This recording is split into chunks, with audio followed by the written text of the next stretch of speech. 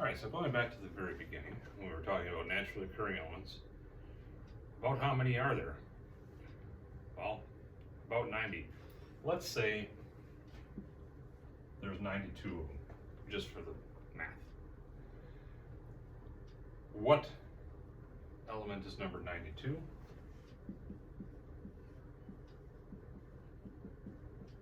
Uranium.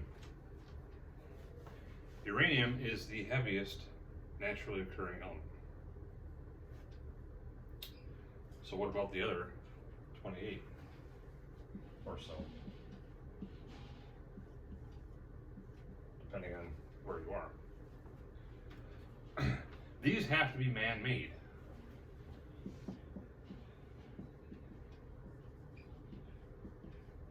And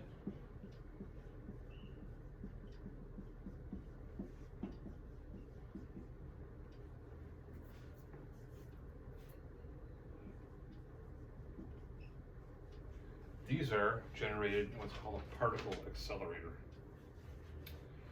And the first one, now thinking about the timing here,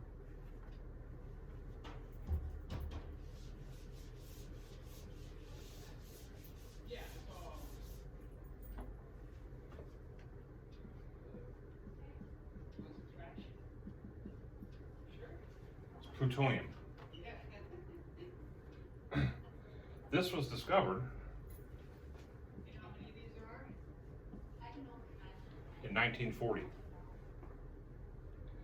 And it was named for Pluto, the planet, which is no longer a planet, discovered in 1930 by Claude Tombaugh. This happened a lot with this discovery of some of these new elements. So uranium goes along with the planet Uranus. Plutonium with Pluto, there's a Neptunium. You get the idea. And this was generated by Seaborg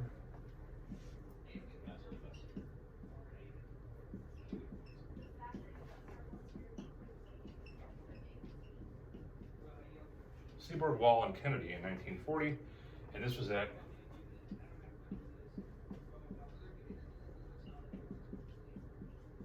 UC Berkeley, in the Lawrence Livermore National Laboratory, in collaboration with them.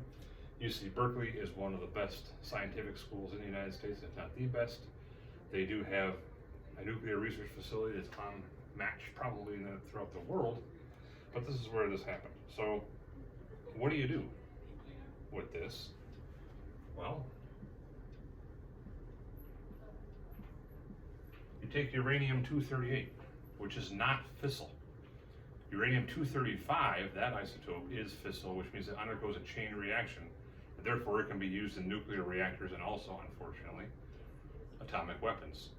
The atomic bomb dropped on Hiroshima in 1945 was a uranium bomb, but it had uranium-235 and primarily not uranium-238.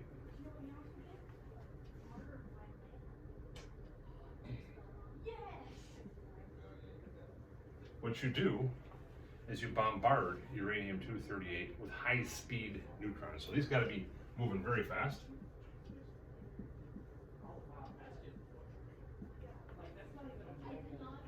And when you do that, so a particle accelerator accelerates the neutrons.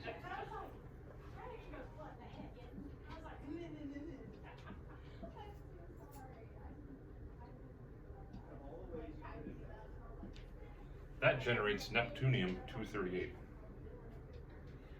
Neptunium-238 is not stable, and so it breaks down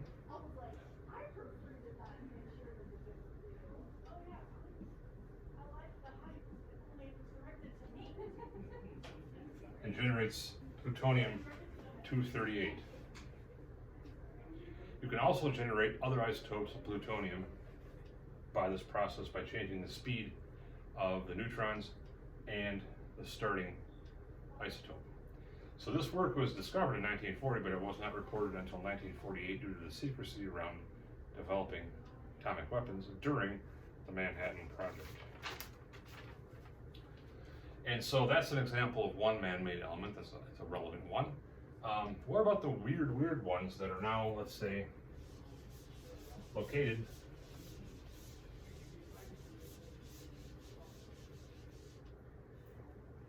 bottom of the P block. So let's pick one.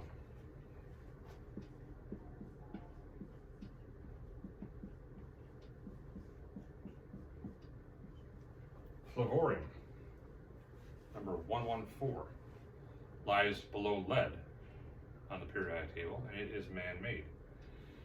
And the way that you make these things, again, is very, very difficult. It requires very specialized equipment, but this is actually made from plutonium-244. And what you do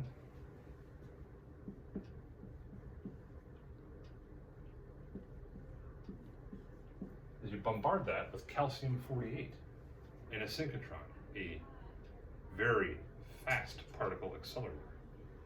What that will do is it will generate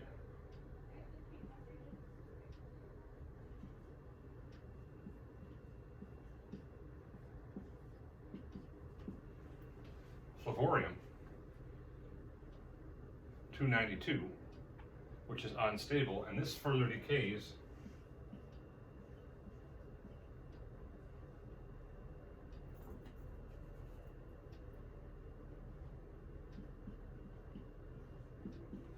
flavorium-290 by the emission of 2 neutrons.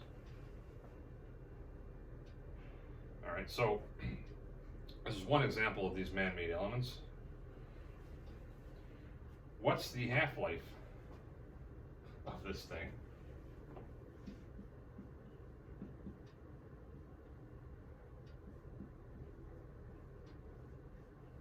.9 seconds. And so you also have to have a really fancy detecting mechanism to prove that you made what you say you made. And of this and its other isotopes, there's a couple other ones, 289 for example.